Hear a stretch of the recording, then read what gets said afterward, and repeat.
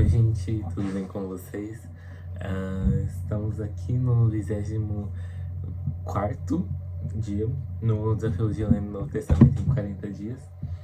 Hoje a gente vai ler Romanos 5 ao capítulo 10, até o capítulo 10.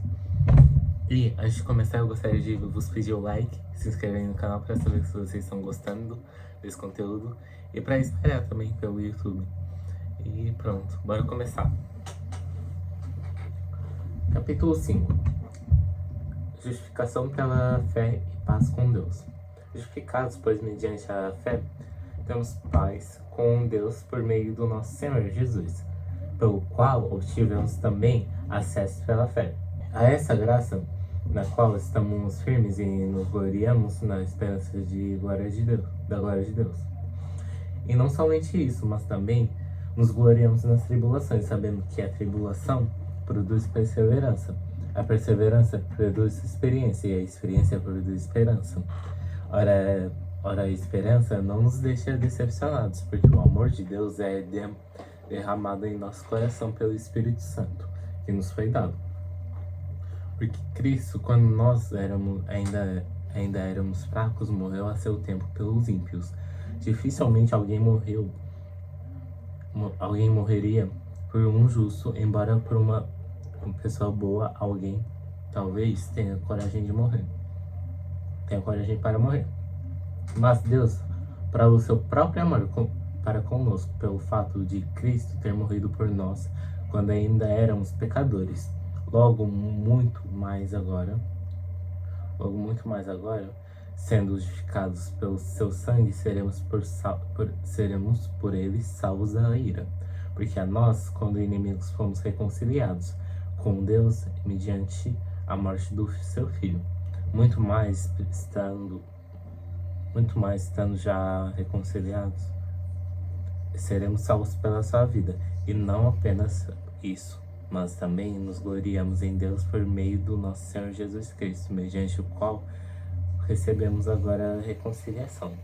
Adão e Cristo. Portanto, assim como por um só homem entrou o pecado no mundo, e pelo pecado veio a morte, assim também a morte passou a toda a humanidade, porque todos pecaram. Porque antes de a lei ser dada havia pecado no mundo, mas o pecado não é levado em conta quando não há lei. No entanto, a morte reinou desde Adão até Moisés, mesmo sobre aqueles que não pecaram à semelhança da transgressão de Adão, o qual prefigurava aquele que havia de vir. Mas o dom gratuito não é como a ofensa, porque se muitos morreram pela ofensa de um só, muito mais a graça de Deus e dom pela graça de um só homem, Jesus Cristo, foram abundantes sobre muitos. O dom, entretanto, não foram abundantes sobre muitos. O dom, entretanto, não é como no caso que um somente pecou, porque o julgamento derivou de uma só ofensa para a condenação, mas a graça deriva de muitas ofensas para a justificação. Se a morte reinou pela ofensa de um e por meio de um só, muito mais os que recebem a abundância da graça e dom da justiça reinarão em vida por meio de um só, a saber, Jesus Cristo. Portanto, assim como para uma só ofensa veio o juízo sobre todos os seres humanos para condenação, assim também por um só ato de justiça veio a graça sobre todos para a justificação que dá a vida. Porque como pela desobediência de um só homem, muitos se tornaram pecadores, assim também por meio da obediência de um só, muitos se tornarão justos. A lei para que aumentasse a ofensa, mas onde aumentou o pecado, aumentou muito mais ainda a graça, a fim de que, como o pecado reinou pela morte, assim também a graça reinasse pela justiça que conduz à vida eterna. Por meio de Jesus, nosso Senhor. Capítulo 6. Livres do pecado pela graça. Que diremos então? Continuaremos no pecado para que a graça aumente ainda mais? De modo nenhum. Como viveremos ainda no pecado, nós que já morremos para ele? Ou será que vocês ignoram que todos nós que fomos batizados em Cristo Jesus, fomos batizados na sua morte? Fomos sepultados com ele na morte pelo batismo, para que, como Cristo foi ressuscitado dentre os mortos pela glória do Pai, assim também nós andemos em novidade de vida, porque se fomos unidos com Ele na semelhança da sua morte, certamente o seremos também na semelhança da sua ressurreição, sabendo isso, que a nossa velha natureza foi crucificada com Ele, para que o corpo do pecado seja destruído e não sejamos mais escravos do pecado, pois quem morreu já está justificado do pecado.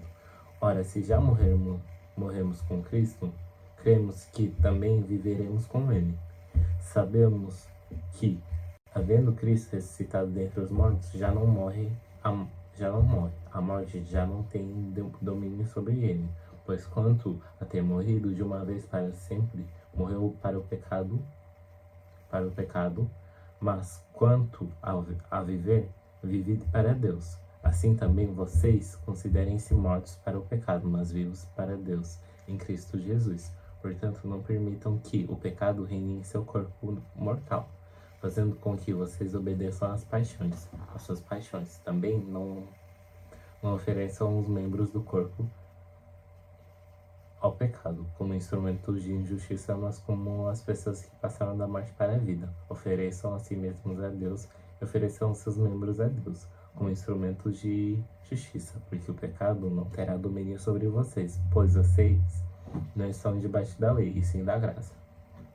Servos da justiça. E então, havemos de pecar porque não estamos debaixo da lei e sim da graça? De modo nenhum. Será que vocês não sabem que se oferecem como servos para obediência, vocês são servos daquele a quem obedecem, seja do pecado que leva à morte ou da obediência que conduz à justiça?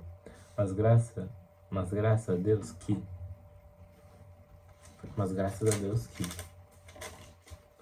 tendo escravos do pecado, vocês vieram a obedecer de coração a forma de doutrina a que foram entregues. E, uma vez libertados do pecado, foram feitos servos da justiça. Falo em termos humanos, por causa das limitações de vocês, assim como ofereceram os seus membros para que fossem escravos da impureza e da maldade, que leva à maldade. Assim, ofereçam agora os seus membros para que sejam servos da justiça para a santificação. Porque quando vocês eram escravos do pecado, estavam livres em relação à justiça. Naquele tempo, que frutos vocês colheram? Somente as coisas que agora vocês se envergonham, porque o fim delas é a morte. Agora, porém, libertados do pecado, transformados em servos de Deus, o fruto que vocês colhem é para a santificação.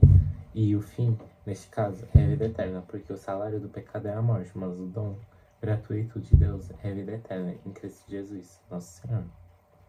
Capítulo 7. Uma comparação com o casamento. Ou vocês não sabem, irmãos, pois falo aos que conhecem a lei, que a lei tem domínio sobre a pessoa apenas enquanto ela está viva? Por exemplo, a mulher casada está ligada pela lei a seu marido, enquanto ele vive, mas se o marido morrer, ela ficará livre da lei conjugal, de modo que será considerada adúltera, se enquanto o marido estiver vivo, ela se unir com outro homem.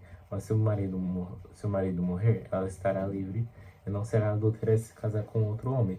Assim, meus irmãos, também vocês morreram para a lei, por meio do corpo de Cristo, para que pertençam a outro, a saber, aquele que ressuscitou dentre os mortos, a fim de que frutifiquemos para Deus, porque quando vivíamos segundo a carne, as paixões pecaminosas despertadas pela lei operavam em nossos membros, a fim de frutificarem para a morte. Agora, porém, estamos livres da lei, pois morremos para aquilo que estávamos sujeitos, para que servamos da maneira nova, segundo o Espírito, e não da maneira antiga, segundo a letra. A lei e o pecado. Que geramos então? Que a lei é pecado? De modo nenhum. Mas eu não teria conhecido o pecado a não ser por meio da lei, porque eu não teria conhecido a cobiça se a lei não tivesse dito não cobice. Mas pecado, aproveitando A ocasião dada pelo mandamento despertou em mim todo tipo de cobiça, porque sem lei o pecado está morto. Houve um tempo em que, sem a lei, eu vivia, mas quando veio o mandamento, o pecado reviveu e eu morri. E verifiquei que o mandamento que me havia sido dado para a vida, esse tornou mandamento para a morte, porque o pecado, aproveitando a ocasião pelo mandamento, me enganou e por meio do mandamento me matou.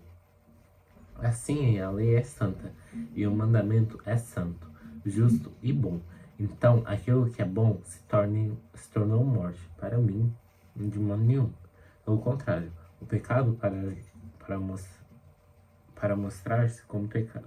Pelo contrário, o pecado para mostrar-se como pecado por meio de uma coisa boa causou minha morte, a fim de que, pelo mandamento, o pecado mostrasse toda a sua força de pecado. Porque bem sabemos que a lei é espiritual. Eu, porém, sou carnal, vendido à escravidão do pecado, porque nem mesmo compreendendo o meu próprio modo de agir, pois não faço o que eu prefiro, e sim o que detesto. Ora, se faço o que eu não quero, concordo com a lei, que é boa. Neste caso, quem faz isso já não sou eu, mas o pecado que habita em mim.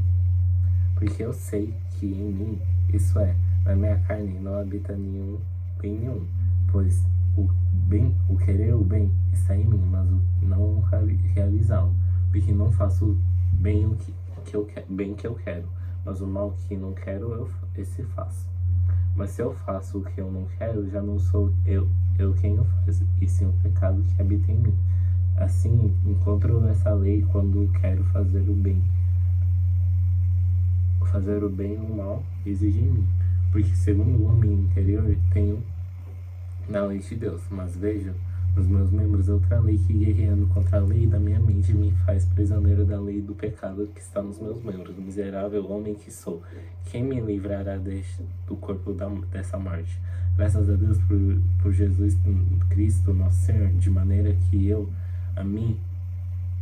de mim mesmo com a mente sou escravo da lei de Deus, mas segundo a carne sou escravo da lei do pecado. Capítulo 8. A vida no Espírito. Agora, pois, já não existe condenação para os que estão em Cristo, porque a lei do Espírito da vida em Cristo Jesus livrou você da lei do pecado e da morte, porque aquilo que a lei podia fazer por causa da fraqueza da carne, isso Deus fez enviando o seu próprio Filho em semelhança de carne, pecaminosa e no que diz a respeito ao pecado. E assim Deus condenou o pecado na morte, a fim de que a exigência da lei se cumprisse em nós, que não vivemos segundo a carne, mas segundo o Espírito. Não vivemos segundo a carne, mas segundo o Espírito. Os que vivem segundo a carne se inclinam para as coisas da carne, mas os que vivem no Espírito se inclinam para as coisas do Espírito, pois a inclinação da carne, mas a inclinação da carne é inimizade contra Deus, pois não está sujeita à lei de Deus, nem mesmo pode estar. Portanto, os que estão na carne não podem agradar a Deus. Vocês, porém, não estão na carne, mas no Espírito. Se de fato o Espírito habita em vocês, e se alguém não tem Espírito, esse tal não é dele. Se, porém, Cristo está em vocês, o corpo, não, na verdade, está morto por causa do pecado, mas o Espírito é vivo por causa da justiça. Se em vocês habita o Espírito daquele que ressuscitou Jesus dentre os mortos, esse mesmo que ressuscitou dentre os mortos vivificará também o corpo mortal de vocês, por meio do seu Espírito que habita em vocês. Filhos e herdeiros, assim, pois, irmãos, somos devedores, não a carne, como se estivéssemos obrigados a viver segundo a carne. Porque se vocês viverem segundo a carne, caminharão para a morte, mas se pelo Espírito mortificarem os feitos do corpo, certamente viverão, pois todos os que são guiados pelo Espírito de Deus são filhos de Deus. Porque vocês não receberam um espírito de escravidão para viverem outra vez, atemorizados, mas receberam o espírito de adoção, por meio do qual clamados, Abba, Pai. O próprio Espírito confirma o nosso espírito que nós somos filhos, de Deus. E somos filhos, e se somos filhos, somos também herdeiros de Deus e co-herdeiro com Cristo. Se com Ele sofremos, para que também com Ele sejamos glorificados. Sofrimentos do presente e da glória futura. Porque, para mim, tenho por certo que os sofrimentos do tempo presente não podem ser comparados com o tempo, com a glória a ser revelada em nós.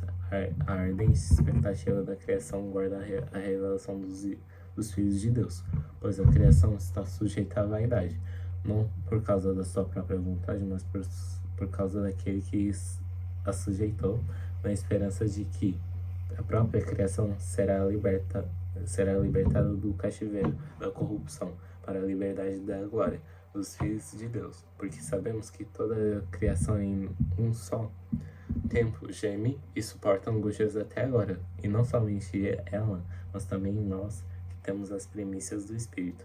Igualmente gememos em nosso íntimo, guardando a adoção de filhos e a redenção do nosso corpo, porque na esperança fomos salvos. Ora, a esperança que se vê não é esperança, pois quem espera que está vendo? Mas se esperamos o que não vemos, com paciência aguardemos.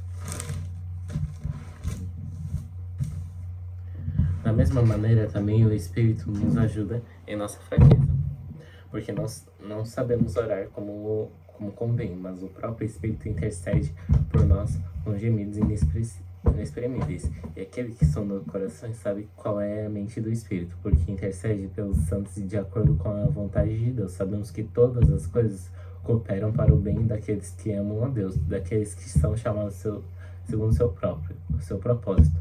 Pois daqueles que Deus de antemão conheceu, Ele também predestinou para serem conformes à imagem de seu Filho, a fim de que ele seja primogênito entre meus irmãos. E aos que predestinou, a esses também chamou. E aos que chamou, a esses justificou. E aos que justificou, a esses também glorificou. Nada nos separa do amor de Deus. Que diremos, então, à vista dessas coisas? Se Deus é por nós, quem será contra nós? Aquele que não poupou seu próprio Filho, mas por todos nós o entregou, será que não nos dará graciosamente com Ele todas as coisas? Quem tentará a acusação contra os eleitos de Deus? É Deus quem os justifica. Quem os justifica. Quem os condenará é Cristo, Jesus, que morreu, ou melhor, que ressuscitou, o qual está à direita de Deus e também intercede por nós. Quem nos separará do amor de Cristo? Será a tribulação, ou a angústia, ou a perseguição, ou a fome, ou a nudez, ou o perigo, ou a espada? Como está escrito, por amor de ti somos entregues à morte continuamente, fomos considerados como ovelhas para um matadouro. Em todas essas coisas, porém, somos que vencedores por meio daqueles que nos amou. Somos mais do que vencedores por meio daqueles que nos amou. Porque estou bem, nem a morte, nem a vida, ou nem os anjos, principados, nem as coisas do presente, do provir, nem os poderes, nem a altura, nem a profundidade, nem a qualquer outra criatura poderá nos separar do amor de Deus que está em Cristo Jesus, nosso Senhor. Capítulo 9. Deus e seu povo.